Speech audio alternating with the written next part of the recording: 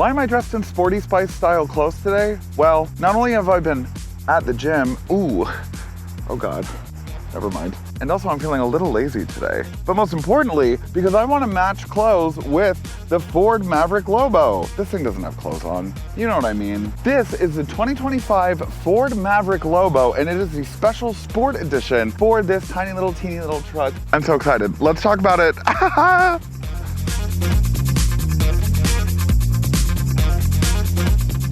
Welcome back to Sparkplug TV. My name is Chris, and I do car reviews for literally everybody, not just car enthusiasts. Before I begin today's video, as always, please do me the biggest favor ever and like this video, comment something down below, subscribe to the channel, and hit that bell icon so that you get notified whenever I drop a new video, which is whenever I can. Thank you so much for your support. Now in 2022, I wanted to start a food truck. Completely fell through. It was a whole thing. So I needed a pickup truck. This was about to come out, and I wanted to see what this was about. I was really impressed by the numbers. I love tiny little cars. I don't need a 15,000 pound towing capacity. They wanted $1,000 non-refundable for deposit, and I didn't really necessarily want a car that I didn't know how it was gonna drive. I didn't know what it was gonna be like, so I opted not to, even though I was really excited for this as an idea. So I ended up going with the Colorado, and you can watch that video if you would like, please and thank you. But I'm kind of kicking myself because I really like this. The Ford Maverick came out in 2022, and it filled a niche that was kind of needed in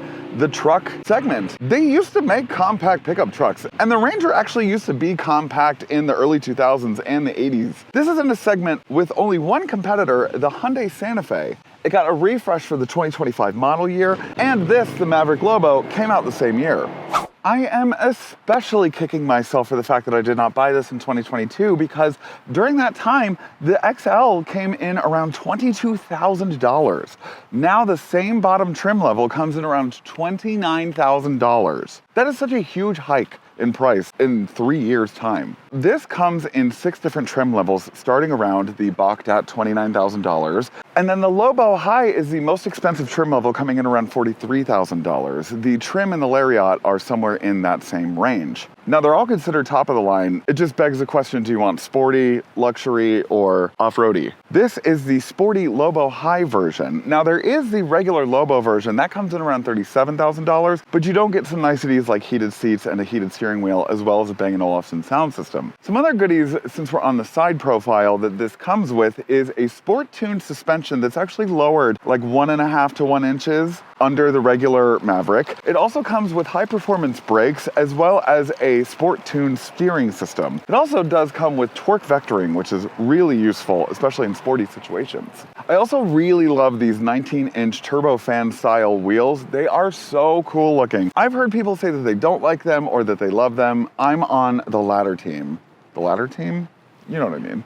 The biggest and most obvious change to the refresh of the Maverick has got to be the front fascia. They did the most dramatic changes to it, from the headlight design to the new grille options, as well as just the front fascia in general has a more dynamic, shapely look to it. It looks really nice. This is obviously more Lobo specific, especially in the front grille as well as the bottom bumper. These are the grille and bumper options for this Lobo specifically. If you look at the headlamp situation, it does have a more rounded headlamp that's LED, as well as these daytime running lights mimic half of the F-150's daytime running lights with this like bracketed upside down L situation. It's really cool looking. Now there are some new grille designs for the Maverick. This again is the Lobo specific one, and I really love the way that it looks. It just gives it that kind of extra panache. It's like, watch out, I'm coming.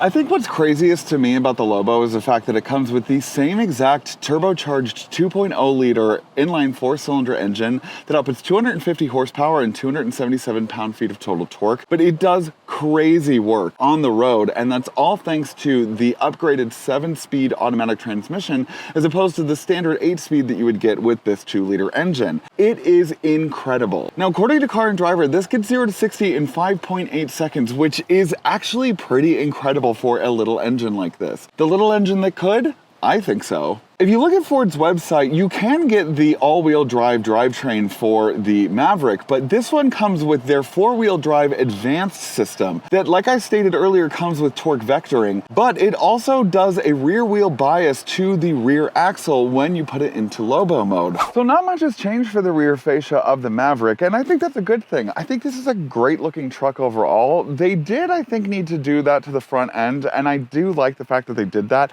But I also like the fact that they mostly left this alone, except for the fact that they kind of squared off these rear tail lamps. And I think they look a lot better and just kind of add to the really nice looking nature of this truck. Now, as you can tell, this has a painted bumper on the back that stretches all the way from the side skirts to the bumper up front, and it gives it that kind of sporty nature. Otherwise, you would be getting a plastic bumper and plastic side skirts, but the fenders do stay painted throughout. Now, I know you see this tow hitch, but unfortunately, this can only tow 2,000 pounds because it's the sporty edition, and because of all the fun sporty features, it cuts it in half, which is pretty typical because if you think about it, the Raptor and the Ram TRX, those don't tow nearly as much as their counterparts, and that's to be par for the course for this. The Tremor also only tows 2,000 pounds. Typically, it can tow 4,000. Now, when it comes to payload, the payload is typically 1,500 pounds, but again, because this is the sporty version, it knocks off about 500 pounds, giving you 1,000 in total. But I would just get a tonneau cover on it and call it a cute little SUV bed at this point, because what are you really towing? A jet ski? If that, if you're lucky? I was just looking at myself in my watch. It has like a little monitor on it, and I just noticed how like trade I look right now. I look so hot. Wow. Welcome to the interior of the 2025 Ford Maverick Lobo. Now, not much has changed for the Ford Maverick Lobo's interior, except for the infotainment screen as well as the gauge cluster. The Maverick is getting the 13.2-inch infotainment screen that is standard across all models, as well as this more upgraded digital gauge cluster.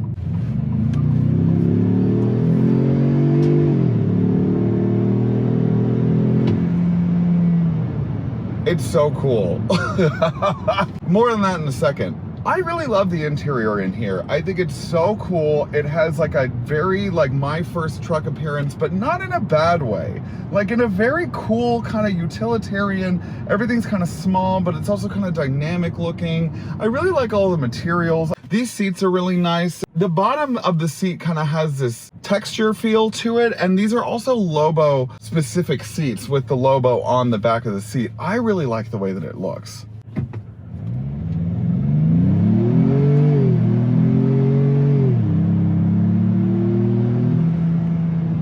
I mean, what an engine and what a transmission. That's in sport mode too, by the way. This steering wheel is very standard Ford looking steering wheel, but it does come with paddle shifters for that 7-speed automatic sport tuned transmission. Like you can tell that this thing is tuned for a sport setting, even when it's not in sport mode. Here, I'll put it back into normal, and I'm gonna mash on the accelerator.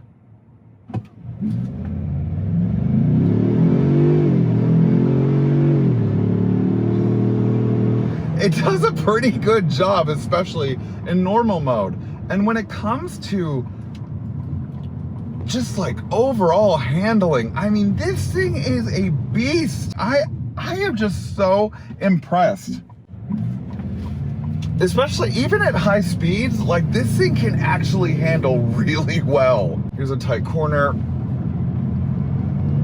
I mean, my God.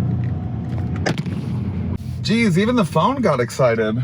I mean, the transmission does an incredible job at keeping it at such a high rev.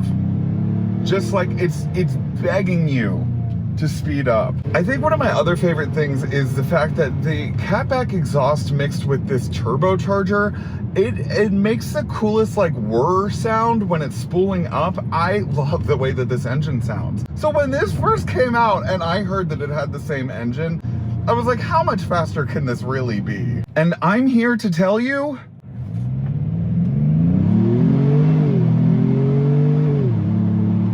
pretty damn fast.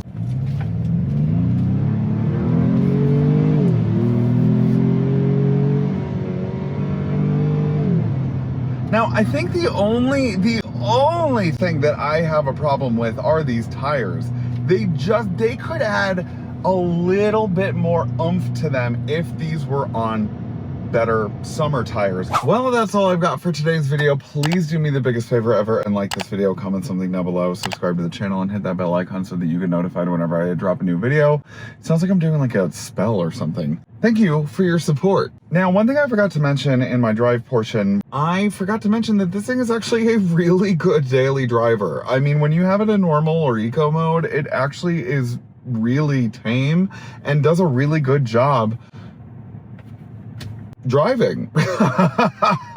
It does. It's a smooth, the sport suspension system actually is really smooth, and it's not like so stiff that I'm like,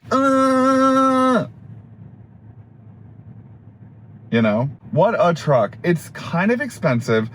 I mean, to be fair, my midsize Colorado was like 40 when I bought it.